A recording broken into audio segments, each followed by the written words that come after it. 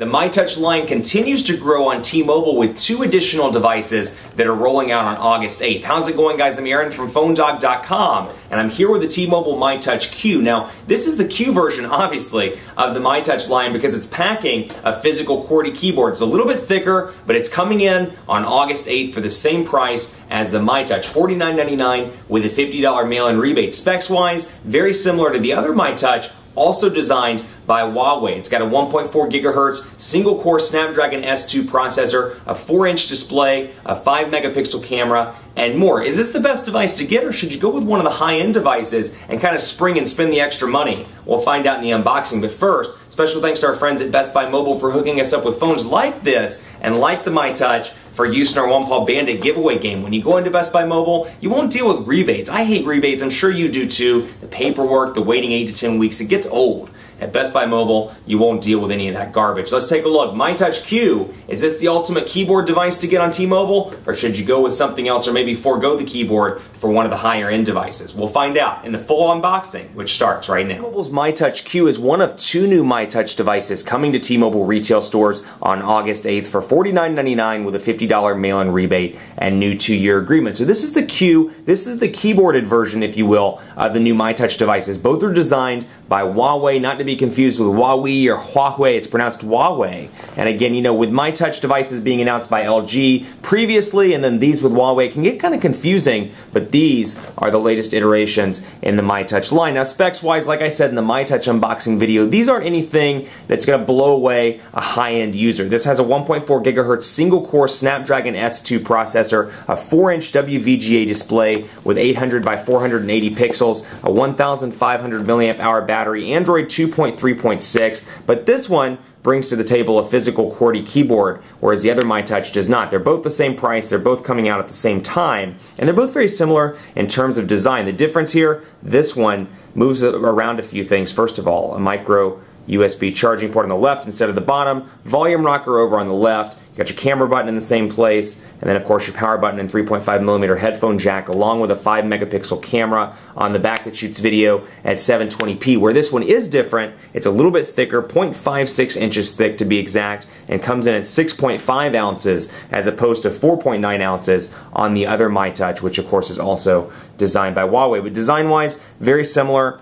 Menu button, home button, back button, and then a Genius button down here at the bottom, and it does have T-Mobile's HSPA Plus or 4G capabilities built in, so you do get access to the 4G network along with a front-facing camera. So let's take a look. You know, I see this one for mid-range Android buyers that want a physical keyboard, whether they're sending and receiving a bunch of emails, perhaps they're doing text messages. This could be the perfect device for them. Maybe they don't want to do a Galaxy S3 or an Amaze 4G or any of the higher-end devices. Perhaps they're budget locked.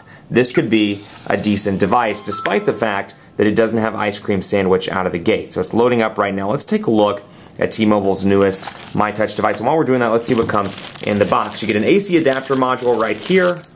You can see nothing too amazing there. And then, of course, Huawei's AC adapter, or excuse me, USB cable rather there. An AC adapter module down here with the Huawei logo, and then your USB entry point right there. So nothing too amazing in the box, but again, outside of that, and of course, some instruction manuals and a T-Mobile SIM card, start guide, terms and conditions, and that is about, I'm sorry, there's something else down in there. Let's see, handset recycling program, and then of course, safety and warranty information. Outside of that, that's about all I would expect, considering the device is $50 on contract. That said, there we go. Welcome to your new T-Mobile myTouch smartphone. Let's go ahead and get started and get through this so we can take a look. But again, Android 2.3.6 out of the gate here, so not running the latest build of Jelly Bean or even Ice Cream Sandwich, which is still kind of frustrating considering these are brand new devices. This should be rolling out with at least Ice Cream Sandwich. That said, I have a feeling the configurations on these devices are pretty interesting to say the least with the myTouch configuration. So again, menu, home, back, and Genius buttons down here at the bottom,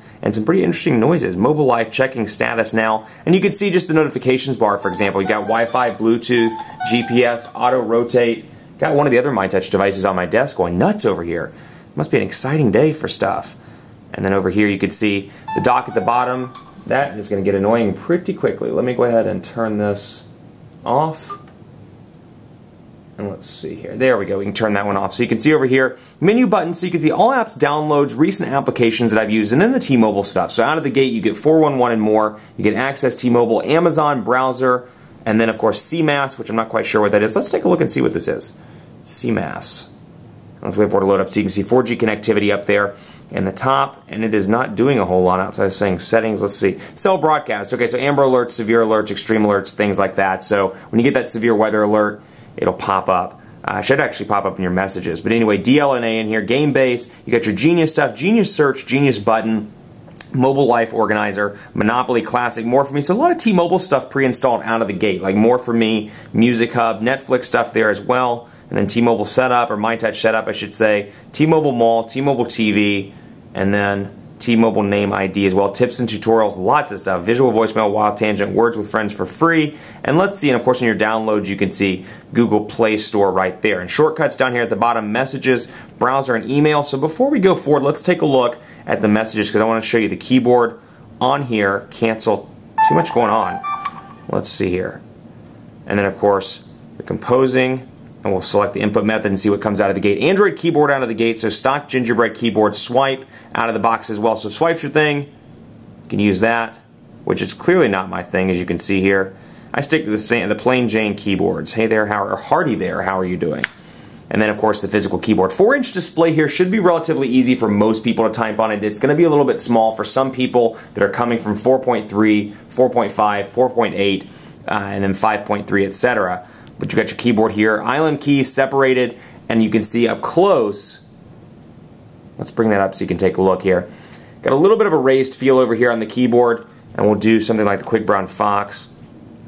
Quick Brown Fox is hungry.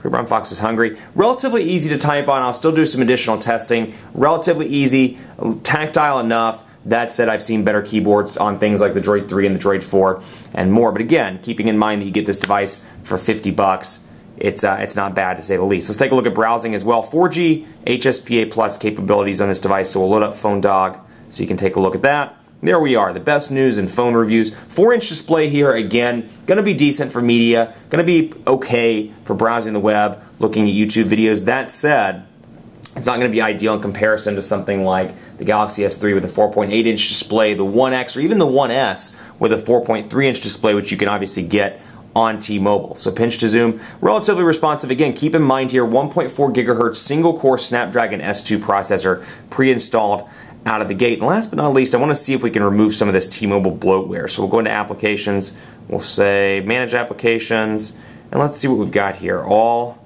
411, looks like I can't uninstall. I'm just going to scroll through some of these and see if I can get rid of them. Looks like most of this stuff is on there and on there for good. You can force stop a couple of things. Let's see. More For Me, Monopoly Classic. Looks like most of this stuff is on here and can't be removed. That said, you got some custom applications here, custom look and feel as a result of the myTouch user interface, call log, contacts, favorites, and then a different dial pad as well. Last but not least, let's scroll through here and take a look. I want to find one more thing for you, and we'll talk actually really quickly. 5 home screens here out of the gate, and let's see if you can pinch to zoom. Looks like you can't pinch to zoom here. And you got some custom widgets. Looks like a few Huawei widgets. That weather one is new. And then some T-Mobile stuff as well, along with the stock Google widgets, of course. And you can see there as we scroll through, weather looks a little bit different. Looks like a Huawei customized weather widget. And let's take a look at the Genius button by pressing it. Let's see what we got here. It's vibrating, so it looks like it's responding. Let's see what we got. Come on. There we go, Genius. And let's see. Skip that. And let's accept. And let's cancel that. Let's see what we've got. Looks like we have some abilities to do a couple of different things here. I can send a text, I can make a phone call, I can search the web, and I can navigate to as well. So once it gets my contacts list and it listens to me like it's creepily doing right now, it can find cool stuff.